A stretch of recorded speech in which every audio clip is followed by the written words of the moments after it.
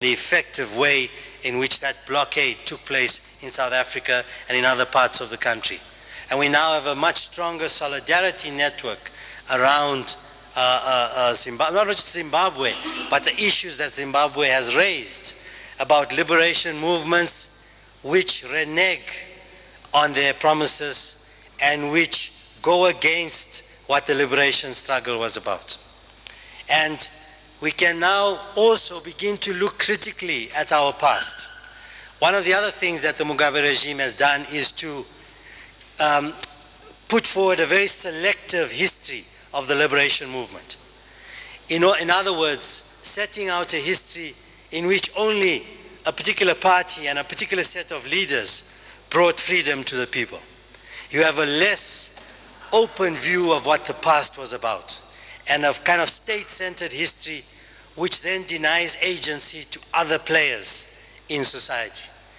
And what we've been able to do now is a result of the crisis of the post-colonial state, is to look more critically at the past. Where did this liberation come from? What did it stand for? What were its phases of development? So the crisis of the present has led us to ask questions about the past. And that also is important, not to accept orthodox, rigid, dogmatic versions of the past, as if they're stuck in time and can't be questioned. And that, I think, is also an essential part of any revitalized leftist thinking in this region. Finally, just to say that Zimbabwe has been not just a national, but not a regional, but also an international problem. We've seen the battles over the Security Council issue recently over the Zimbabwe question. And it has raised, of course, questions about what is the role of the British and the US, who have spoken critically about Zimbabwe and who have often been associated with the opposition. And it does raise a challenge for opposition forces in this region to be able to develop a language and a politics which is both anti-imperialist and democratic, and able to deal with those tensions and to be able to keep the fruitful discussion between those issues and the issues between sovereignty and democratization alive and well. Thank you very much.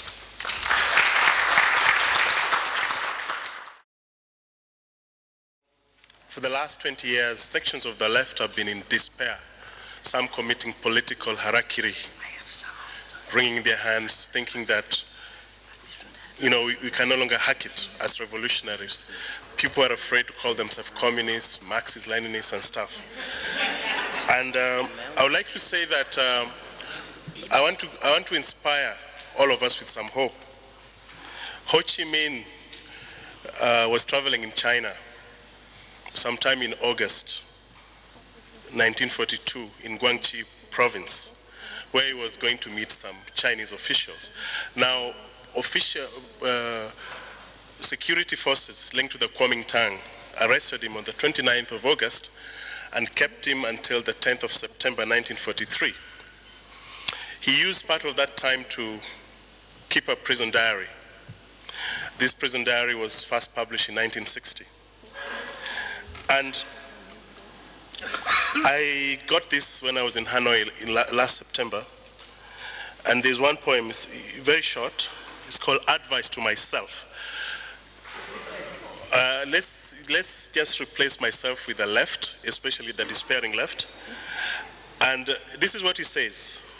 Without the cold and blackness of winter, the warmth and splendor of spring there could never be. Misfortune has steeled and tempered me and strengthened my resolve even further. I hope that inspires us. Now, first of all, in summary, this is what my paper is about. I'll just read this section. The violence and carnage which followed the fiercely disputed presidential election results in Kenya at the end of 2007 thrust our country in the global news spotlight for all the wrong reasons. We argue in this paper that the existence of quote-unquote multi-party democracy punctuated by periodic elections, registered political parties, parliaments, electoral commissions, and other formal indicators of the Westminster model in neo-colonial contexts like Kenya, Zimbabwe, and other African countries still dominated by the diktats of world monopoly capitalism will continue to be a caricature of the real essence and actual spirit of participatory democracy that valorizes the popular classes, as long as those neocolonial societies in Africa and elsewhere do not interrogate and challenge the historical and ideological ties that bind these African neocolonies with their former colonial masters and other players in the overall imperialist project in the world. Contradictions among and between the comprador elites contesting state power in these countries will at best result in yet another round of political musical chairs as our African tweedledums interchange with their homegrown tweedledees. Under the veneer of the elite mainstream contestation for power all over our continent and elsewhere are the seething popular struggles for national sovereignty, working people's rights, South-to-South solidarity, equality rights for women, youth empowerment, and other manifestations that foreground the strivings and aspirations of the oppressed, the marginalized, and the historically forgotten. Given the intractable, crippling, and debilitating effects of capitalism's failure to properly identify and solve the burning questions of humankind in the 21st century, we posit that it's only through fighting for a national democratic revolution as a way of laying the groundwork for socialist transformation will societies such as Kenya begin tasting the whiff of real freedom, genuine participatory democracy, and true emancipation. And of course, it would be remiss if we didn't offer, our gratitude, our congratulations to the South African Communist Party, the Left International Forum of Sweden, for bringing us all together, people from at least 20 different countries, meeting here today in the Alec Hochschild Hall of the, this recreation center in Braamfontein.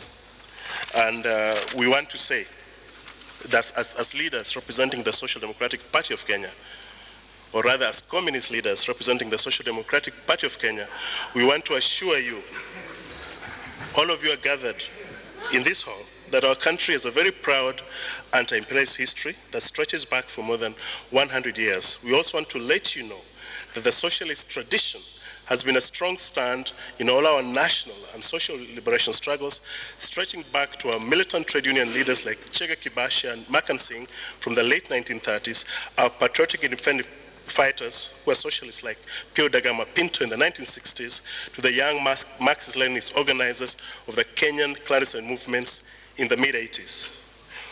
We therefore feel very much at home at a conference jointly organized by the South African Communist Party and the Left Party of Sweden. Never mind Fukuyama and all those gloating, neoconservative, demented pundits who proclaim the so-called end of history. Internationalism is very much alive, and socialism remains the future of humankind. Now, we'd like to apologize a little bit to the organizers. We had been invited by our South African Communist Party comrades to prepare a paper on, this was the actual title, Contradictions of Electoral Models in Post-Colonial Independent African States, Authoritarianism and Undemocratic Political Ideologies. We modified that title for two reasons. Number one, it's too long. Number two, we think that post-colonial state is rather imprecise. In a sense, for example, I could say that I'm a post-teenager or a post-infant, but it doesn't tell you who I am now. I was once an infant, I was once a teenager, but I don't go around calling myself I'm a post-teenager. Therefore, when you say post-colonial state, it just tells you what it used to be, not what it is now. And we believe that colonialism is not so much post as we think. It is true that orthodox colonialism is no longer there in the sense of King Leopold's Congo. In Nairobi, we don't have a relative or a crony of Lord Delamere snoring in the governor's mansion. And people are not being stopped in Kenya or in the former colonies that you cannot drink beer because you're an African. So in that sense, orthodox colonialism is very much a relic of the past. Having said that, we can also say that, in a sense, African countries are even more embedded in the vortex of global monopoly capitalism. We are much more beholden to the diktats of international finance capital, perhaps even more than those days when we proclaimed our independence. And I don't think that we can talk of independence in any real way when our national economic policies are drafted in the capitals of capital, whether it is Washington, London, Paris, Berlin. We cannot really talk about it when we have not interrogated our connections with the imperialist West.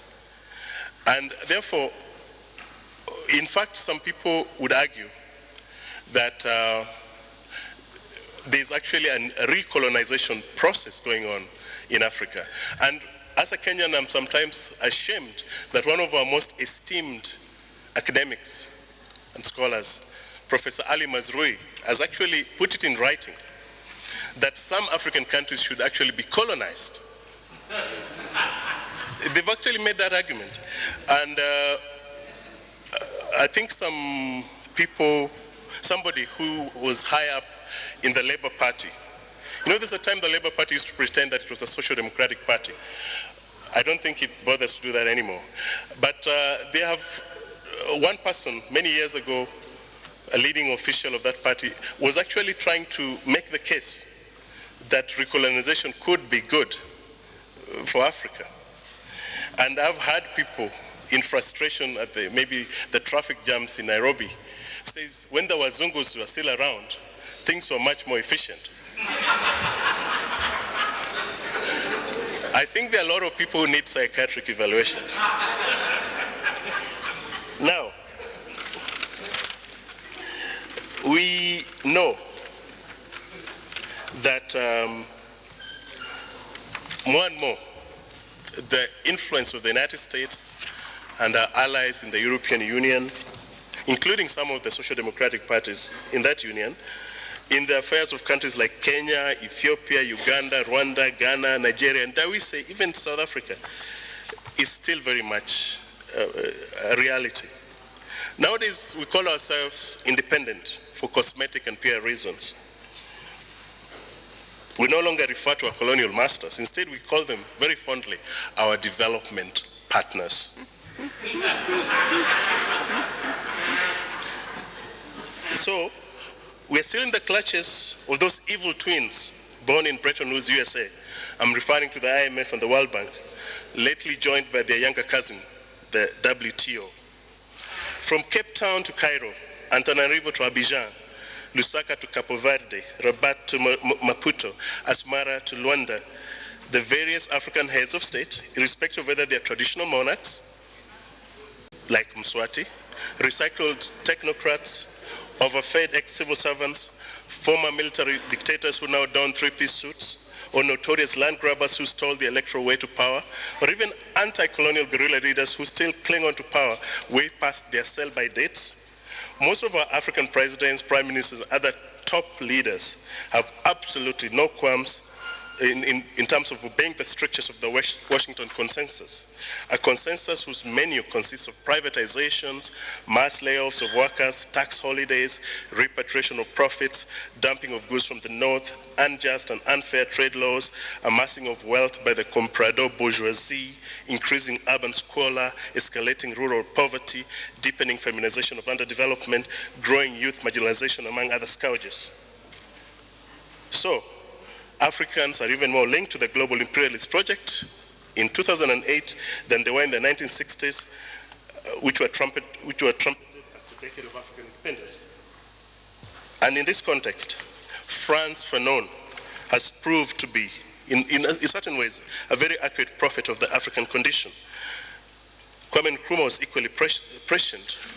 And even in Kenya, our very own Jaramogi Oginga Odinga was quick to diagnose the onset of neocolonialism in our country when he unleashed his seminal Not Yet Uhuru book in 1966. Ngugi wa Thiong'o, who is our most famous writer, chronicled the despair and disappointment of our Mau Mau heroes and sheroes in his classic novel, A Grain of Wheat. So I would say that instead of talking of post-colonial states and independent states in Africa, I would just call them neo-colonial. And since I'm not an expert, I want to just limit myself to Kenya. As you all know, people sort of have heard of Kenya from the end of last year. And it's not because of our giraffes and zebras. You know, the movie The Lion King, interesting movie, I saw it with my son, where all the animals speak, but the people don't. I think they try to base that on Kenya. That's not the Kenya we're talking about. It's not even the Kenya of very lean men with numbers on their backs hitting the winning tape in Beijing, as they are going to do from the 17th. And one of the comrades, I don't want to embarrass that person by mentioning their name, a very good person who welcomed me very well. When he found out I was from Kenya, he said, I want to go to Kenya. And I was very happy until I asked him why. He said, I want to see those Maasais. So I also told him, I've come to see all those Zulus.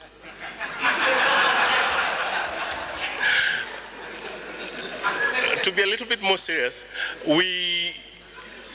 there was an election in our country held on the 27th of December. And Mwai Kibaki actually lost the election. But on December 30th, he decided to organize a civilian coup live on television, beamed on Al Jazeera, where people who were in the counting hall, journalists, civil society, people, election monitors, were ordered out. All the television stations were yanked off the air. The chair of the Electoral Commission was frog-marched with bayonets to a room where he proceeded to proclaim Mwai Kibaki, the loser, to be the next president. A couple hours later, under the cover of darkness, President Mwai Kibaki, with a very scared-looking Chief Justice, was sworn in State House instead of it being a public inauguration. And of course, violence started then, and it assumed the proportions that it did assume. And of course, the Western pundits were very quick to talk about the Luos killing the Kikuyus being killed by the Kalenjins. You see, when people in Scotland are fighting for the right to self-determination, it's not considered a tribal conflict between the Anglo-Saxons and, those other guys, the Celts and everything. But Africa, we always have that tribal analysis. But we do know that what happened in Kenya exposed a serious crisis within the elite contestations for power. The Orange Democratic Movement had managed to mobilize the vast majority of voters in the country to vote for it. The people who were voting for ODM thought it was a mandate for change. And, okay. And basically, what did happen, which played itself out on the television screens, showed us that just having those elections, just having political parties which don't have any ideology, and again, all linked without questioning our condition, will not lead us very far.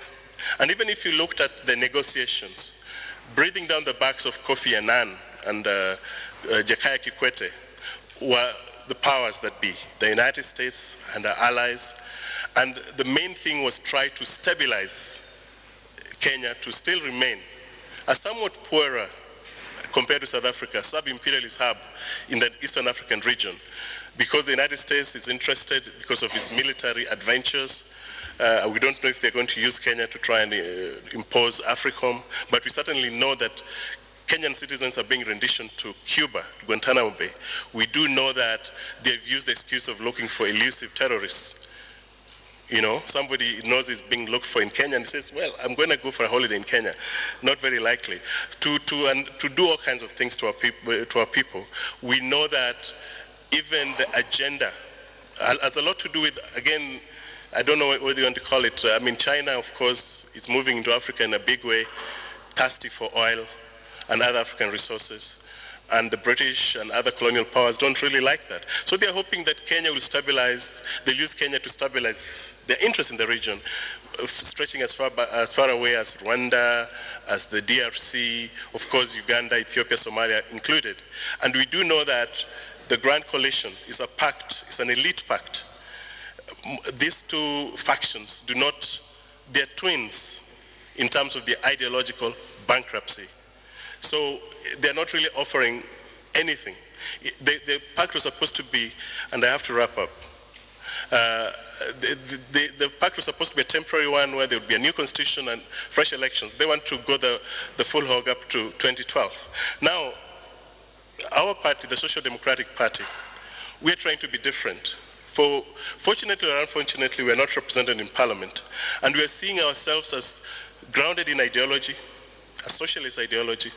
We want to be able to offer Kenyans real alternatives in terms of participatory democracy, in terms of working with the different social movements, the mass democratic organizations, women's organizations, national, regional, ethnic and religious minorities, people in the informal settlements and everything. And we are hoping that we build the Social Democratic Party, but at the same time look into creating a national democratic movement which goes beyond the Social Democratic Party. We know that we'll need the solidarity in East Africa, in Africa, and that's why it's very important for us to be here. We are internationalists, we see ourselves as global citizens, and I could say a lot more if Eva had not ordered me to stop. Thank you.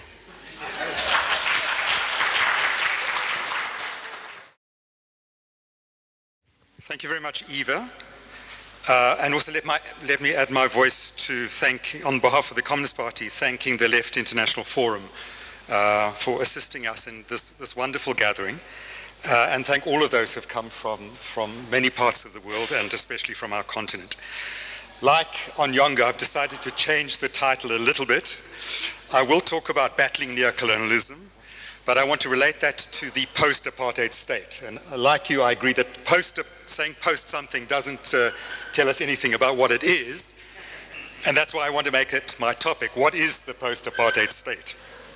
I was impressed by you being very sure that you were at least post-adolescent. There are quite a number of us, Comrade Chairperson here, who are regularly accused by the president of our country of having infantile diseases. So some of us are not sure that we are post-adolescent. Younger clearly qualifies. This discussion we're having actually is really very important for us as South Africans, because South Africa is in a complicated moment of its history. We are now 14, nearly 15 years into our post-apartheid state. And I think that we all as South Africans have certainly the Communist Party has a conviction that we're at a crossroads moment.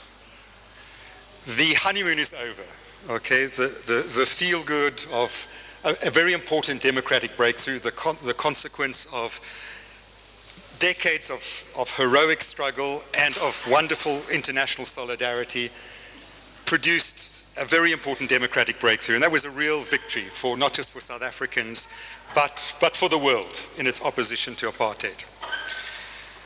But you can't live with the honeymoon of a democracy forever.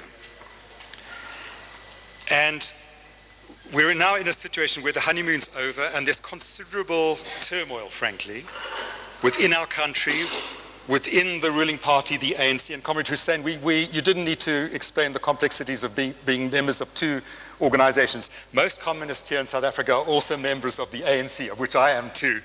Fortunately, neither of our organizations are banned, but both were at one point.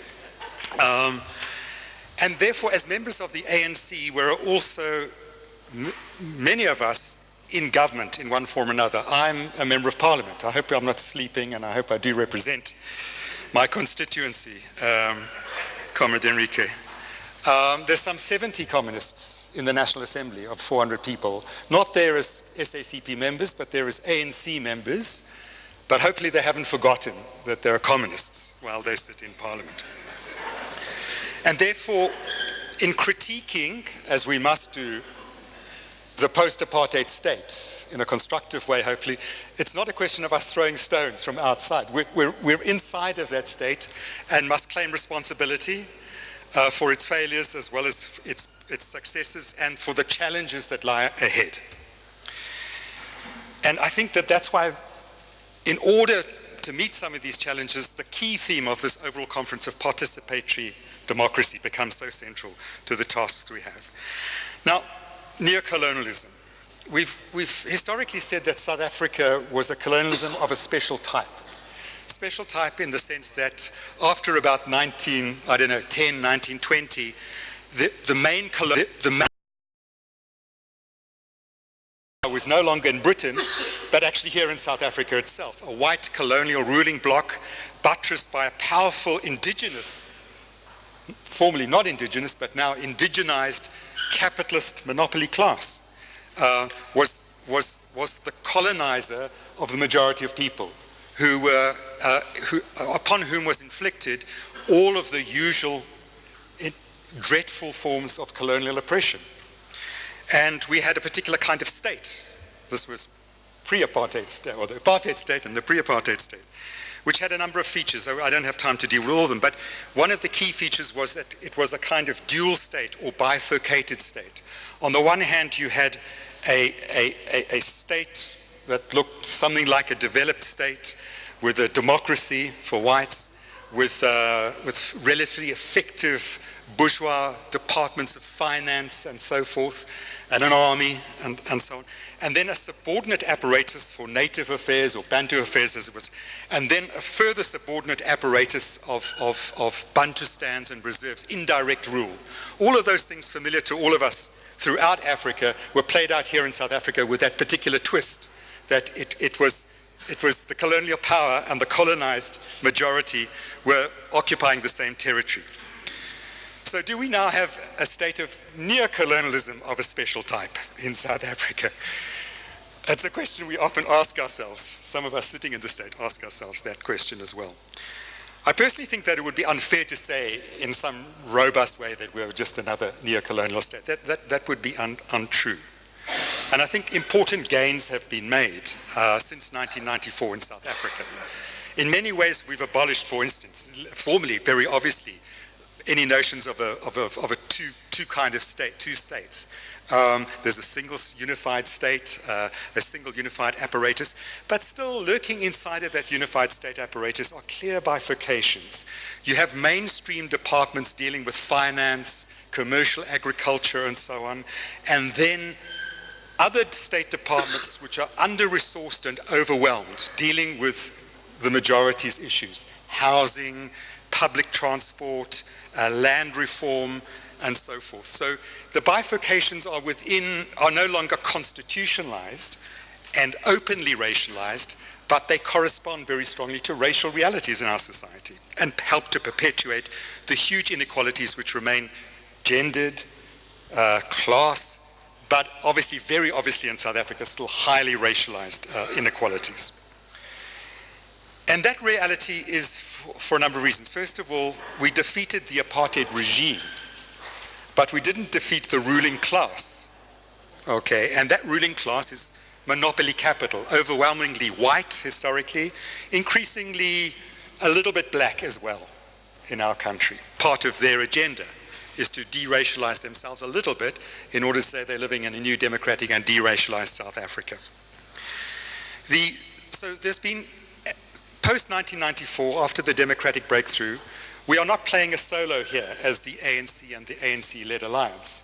We are endeavoring to deepen and advance our national democratic revolution on a terrain in which a powerful indigenized ruling class remains pretty much the same. And it's focused around the banking sector, the mining sector, and the energy sector with lots of overlap. So we've got a very developed capitalist system dating back to the 1910s, 1920s. Here in South Africa, with a very developed financial banking sector, for instance, highly concentrated, very monopolized, and they remain pretty untouched. They actually supported the negotiated transition, because through the 1980s, capitalism in South Africa, faced with growing international isolation, driven by wonderful international solidarity, driven by the defeat of the apartheid regime in Southern Africa, thanks to Cuban international forces and struggles from our colleagues in Angola, in Mozambique, and other places in Zimbabwe, but also the internal revolt inside of South Africa proved increasingly expensive for capital itself.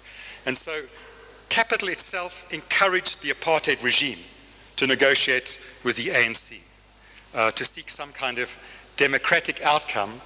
And so there was a moment of consensus. We all wanted to move away from A, as in apartheid, but the monopoly capital ruling class in our country wanted to move from A to A1, and we wanted to get to B, if not to Z.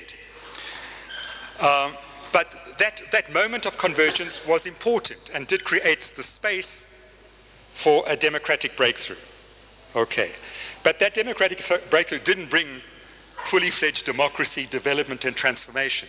It created a bridge into new possibilities, but also now the space for a renewed and ongoing class struggle. And that class struggle has taken place between progressive forces and less progressive forces, but inside of the progressive camp itself, within the ANC, within the state itself, has been naturally and not surprisingly an intense struggle around the direction of the post-1994 South Africa. And I would say that the hegemony in this struggle, but not an absolute hegemony, because it's been a constant conflict, certainly between 1996 and the last several years, that the hegemony and domination of direction of the new South Africa was won basically by monopoly capital interests in our country working closely with external forces. And so what we've seen over in the first decade of democracy in South Africa has been a return to profitability of the capitalist system. Okay. At the same time, 1 million workers in the formal sector have been retrenched in the midst of capitalist growth, and as a result of the kind of growth that growth was. We've seen another 1 million farm dwellers and their families shifted off farms, notwithstanding very good legislation or reasonably good legislation and so on, but in the face of that. And so we've got a return to growth, a stabilization and return to growth of the capitalist system in South Africa, presided over by us in the ANC and in government and in parliament, in which there have been gains for working people. There have been gains in terms of social grants, in terms of progressive legislation, but in which the principal gainers have been the indigenous capitalist class in our country. And their main objective was to return to profitability and stabilization, but also to begin to externalize themselves. The sanctions, the conflict, and the instability inside of South Africa had meant that they were losing out on the globalization process that was happening. And they've very successfully done that, not least using Southern Africa and the rest of Africa as an important entry point. So I'm afraid to say the new South Africa has often brought South African imperialism into the rest of the continent as well, and something that we are well aware of as South African communists and deeply concerned about. Okay.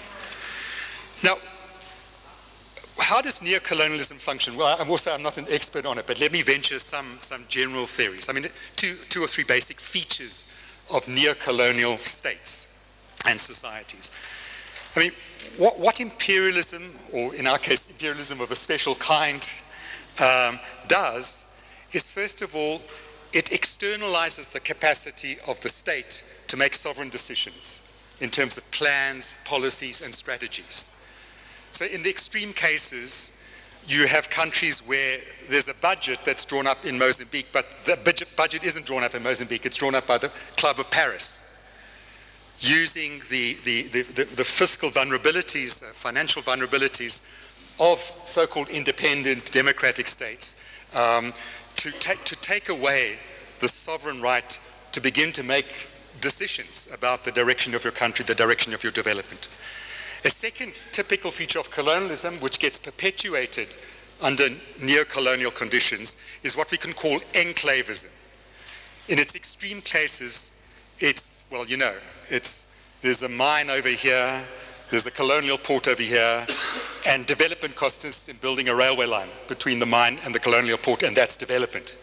And what happens in the rest of the country, well, it doesn't really matter, as long as the natives don't get too restless and get in the way of the railway line, the mine, or the port. Now, that's the extreme form of enclavism. But what we're seeing in South Africa is a moderate version of that, and which is to say, the breaking down of coherence. You try to have an integrated and coherent approach to growth and development and transformation in your country. And what happens is powerful forces disarticulate your attempts to be coherent, to plan effectively. And so what you get typically in South Africa is a whole series of sort of enclave projects. And if you step out of this building here, you will see some of them happening. Big mega projects, infrastructural development. My particular pet hatred is, as comrades from South Africa know, Gautrain. A multi-billion rand public transport development for the rich, in which we're spending huge amounts of money. It has no coherence and linkage to an integrated development thing.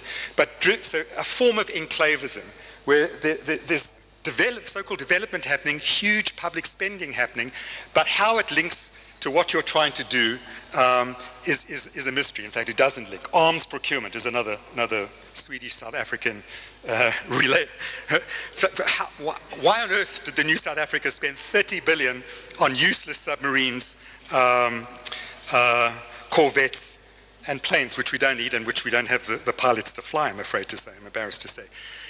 Another form of enclavism, if you like. And then, obviously, the third leg of a neo-colonial society or state, features of which we're seeing in our society. I've got 2 minutes. Okay. Is the creation of a comprador and parasitic elite.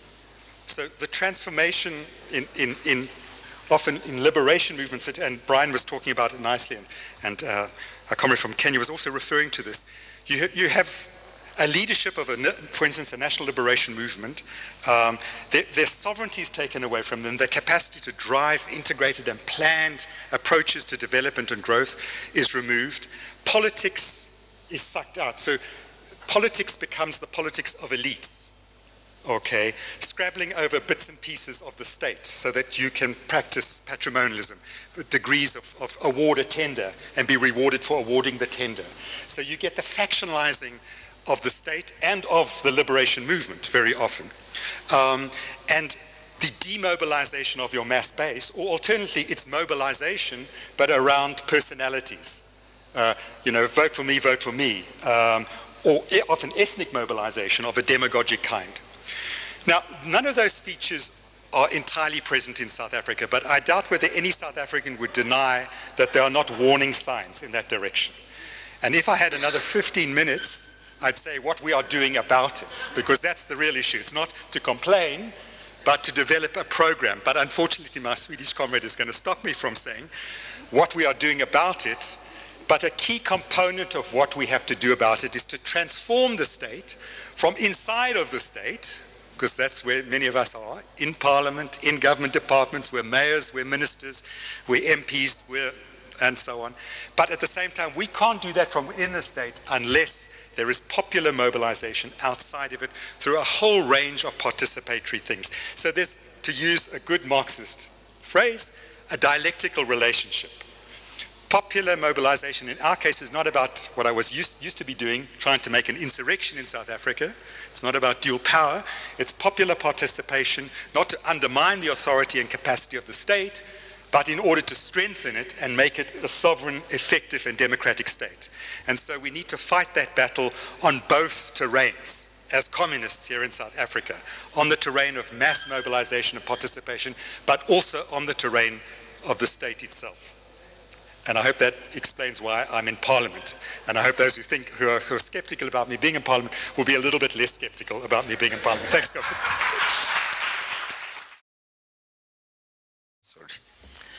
My name is Hussein Abdelrazak, member of the Communist Party of Egypt. In the same time, I am member in another party, Al-Tajammu' Nationalist Progressive Unionist Party. You might ask how to be member in two parties. The answer is very simple. The first Communist Party in Egypt established in 1921. But from 1924 till now, Communist Party is illegal in Egypt. In 1976, Egypt began a kind of multi-party system experiment. The Communist Party and the other leftists formed this legal left party, Al-Tajammu' Nationalist Progressive Unionist Party. And many, maybe majority of the members and the leaders of the Communist Party are members and the leaders also in this left legal party in Egypt. My paper discuss the Egyptian experiment in public sector and privatization. I wrote it in Arabic, and I give a brief of it in Arabic, but my comrade from the Communist Party of Sudan will translate it directly in English, so you must go to the translation.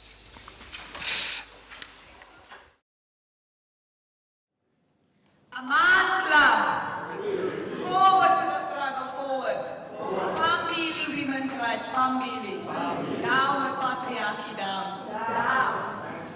My name is Wendy Bukier, and today I will speak about my experience as a woman who was born on a farm, who lived on a farm, and who was working on a farm myself.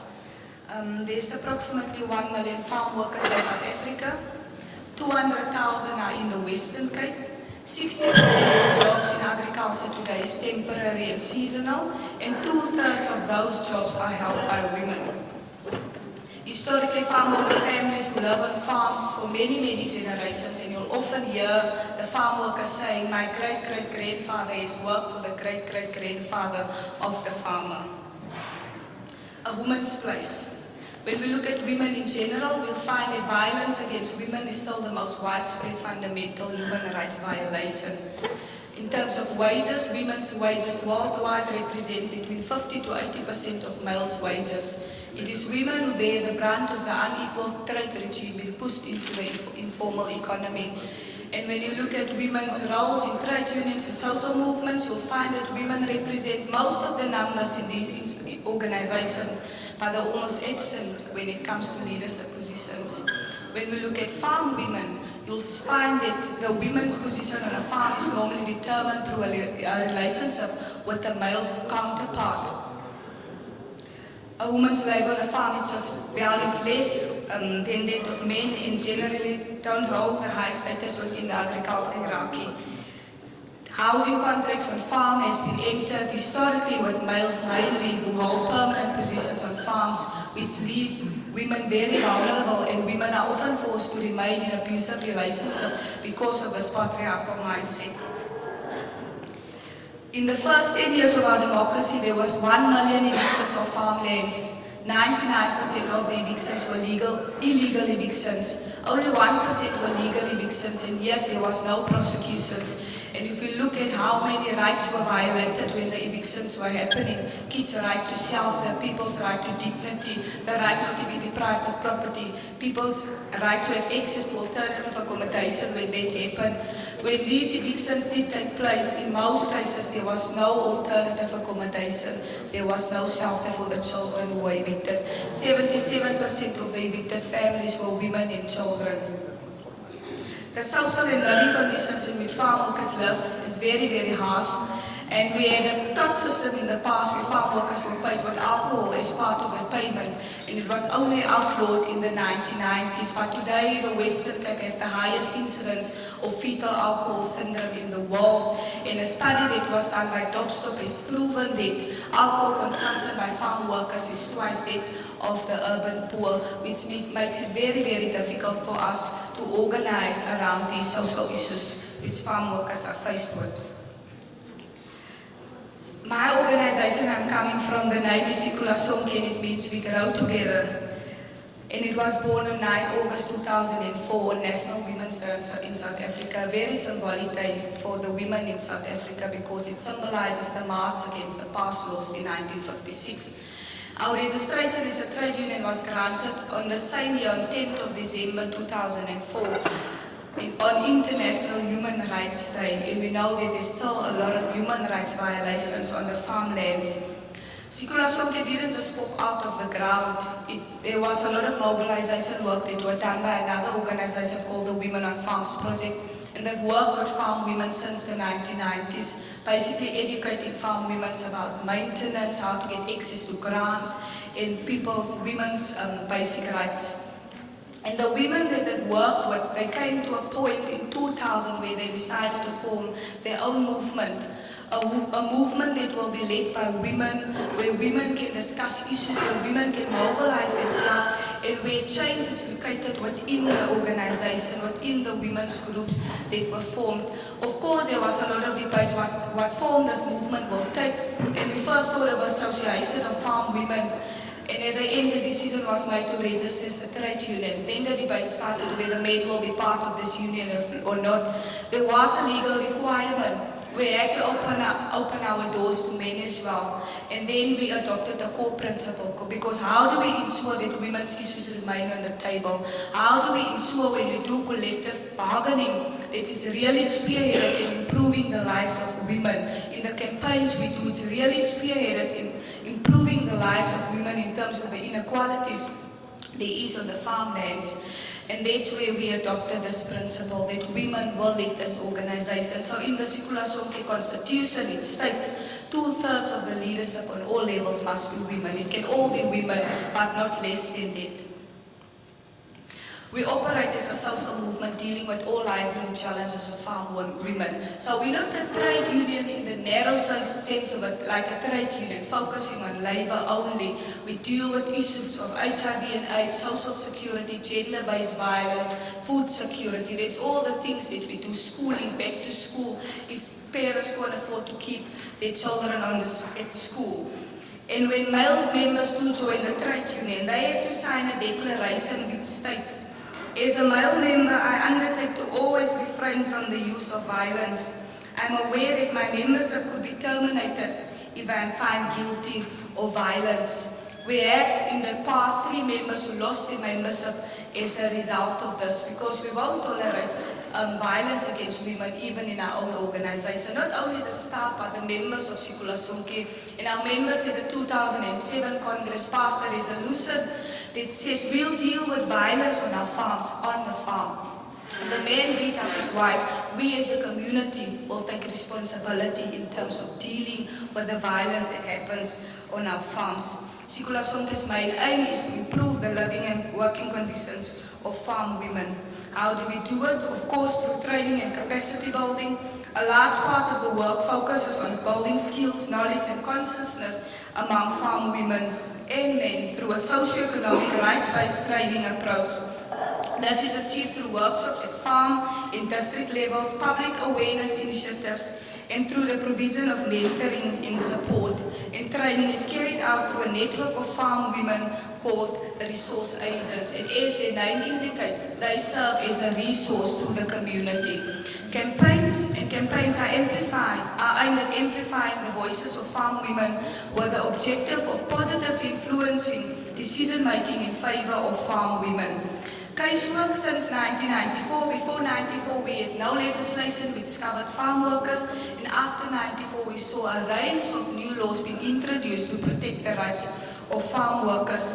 But still, there's a range of obstacles which obstructs farm women to access these rights in laws.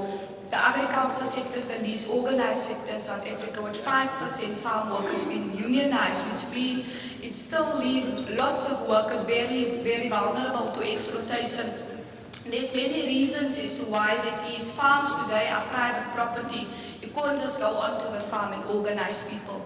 You must have the permission of the farmer. And many times you go onto the farm, you start organizing farm workers, and then you see the police coming, escorting you from the farm because you had no permission to be on the farmlands. And that's one of the biggest obstacles that we currently have in terms of organizing farm workers. Also, when there's problems, when farmers cut off people's water, when farmers cut off people's electricity, when there's poor, dismal housing conditions on farms, you will always hear government telling you it's private property, we can't intervene.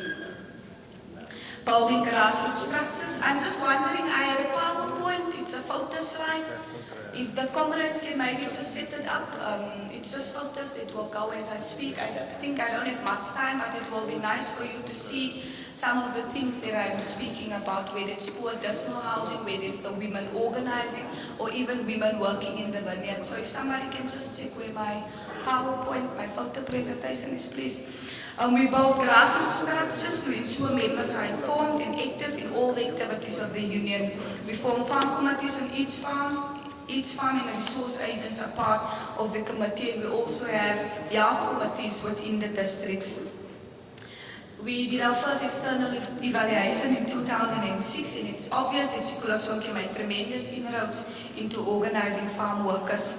Collective bargaining agreements to date have yielded many positive results, and it has included wage increases from 7 to 15%, the provision of protective clothing in 100% of the collective bargaining agreements, the installation of toilets in the orchards and vineyards, which ease people's workplace, annual bonuses, transport, medical aid support. Benefits to women also include paid maternity leave, use of creche facilities, and housing contracts into the names of women. So when there is violence within the home, the women have a choice if the house is in a name to get rid of a partner who's committing the violence. Recruitment of seasonal workers. We also made inroads into organizing seasonal workers and has managed to recruit 1,274 seasonal workers. We've got 3,800 members to date, and we've been very successful in taking up misconduct and disciplinary cases in a manner that ensures that farm workers retain their jobs and housing on farms. What has been particularly significant has been the extent to which Sikula Sonke has assisted women, particular seasonal farm women, to fend off unfair labor practices that discriminates against them on gender grounds. Representation on farms and the Commission for Conciliation and Mediation and Arbitration. We've seen 106 workers who were reinstated after they've been dismissed, and a specific retrenchment redundancy case, so all 290 people getting their jobs back, retaining and even improving their livelihoods. And Sikula Sonke has been mostly effective with dealing with unfair labor practice cases, where 86.7% of workers represented were women. Decent work, decent lives. The campaign has successfully challenged employers on a number of issues. Substitutes on a number of farms have secured protective clothing for workers and have also stopped the spraying of pesticides while workers are at work on a number of farms. Anti-eviction. Sikula Sonke, in partnership with other land rights organizations, has achieved a historic moratorium on evictions in Jonkershoek in the Western Cape. And that's where we march onto the land, Jonkershoek, which were previously slave land, where there was eviction processes happening on all the farms in the area. We marched there and we threatened to invade the land if the evictions aren't stopped. And I wasn't part of the 1976 uprisings because I wasn't born at that time. So when I went to this march in Jonkershoek in 2006, it was the first time I saw so many police vans. So many police vans protecting the interests really of the capitalists, making sure that we don't go and invade the land. And we know our land was stolen before, how people got land, and now today more than 99% of commercial farms in South Africa is still wiped out. And that was slave land which belonged to many of the families that is still staying there. And suddenly the farmers came to the table, the Department of Agriculture came to the table, the Department of Land Affairs came to the table, and they have agreed not to evict anybody, and they've signed a moratorium promising not to evict people from the area until further negotiations. So the moratorium is still valid and we're still negotiating. But what we're demanding from government is a national moratorium on evictions, because evictions are happening every day. As we stand here today, there's court cases to evict farm worker families. If a husband loses his job on the farm, the entire family can be out on the streets, even if the woman is working on the farm. And this is some of the things that Sekula Sonke is currently taking on board. Land reform is also taking very slow. Government have a land redistribution target by 2014. They said they want to redistribute 30% land. To date, they've achieved about 4% of redistribution. And one of the things we demand is for land reform to speed up. And we definitely support expropriation of land. The Tesco campaign, and Tesco is the huge British retailer in the UK, buying from South African farms and claims they source products made under ethical circumstances. And of course, when you heard all the stories I've been telling you now that even happen on farms which supply Tesco, we've been telling them for a long time. We reached the deadlock because they wanted names of farms or farm workers, but it was problematic. They can just say, we're not buying from your farm anymore, and the exploitations can continue on other farms. And a brave woman called Getreida Baartman, she's a fruit picker in Ceres, and she's a Sekula Sonke member. She said, I will go to Tesco's AGM and I will tell Tesco what's happening on my farm. She went in 2006, where to acquire shares of 5 pence each, and she went into the AGM and she told Tesco, I know you heard the story. You've been denying it all along, and here I am. With the low wages that I'm earning, I can't afford to feed my kids. The poor dismal housing, working with pesticides without having protective clothing. So who can tell me it's not true? And it was very, very powerful. And a lot has happened after the Getreida's visit to the UK. The way forward for Sekula Sonke, we formed a choir. You know, we look at all the ways of how do you retain your membership, how do you keep the activism, what do you do when things don't really want to change, when you do all the things that you can do and nobody wants to come to the table. So one of the things that we did, we formed a choir. We hope to produce a CD earlier next year, and of course we let the SSCP know, and they can send it out to all their partners, producing our own music and our own lyrics. We also did a land application to the Department of Land Affairs. It's a 103-hectare farm in Stellenbosch. We hope to produce our own wine. Of course, fair trade wine, a home for abused women, because there's nothing in the rural areas where we're staying.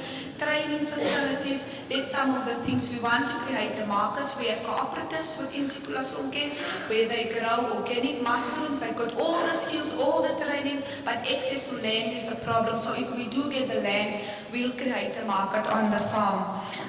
We also work towards the establishment of bargaining chambers, because the agriculture sector has no bargaining council, which means that Sekula Sonke have to do negotiations on each and every farm, and we work on 168 farms, and that's really killing the union. If we have bargaining chambers, for instance, in wine, we negotiate with all the wine farms around one table. 1 minute?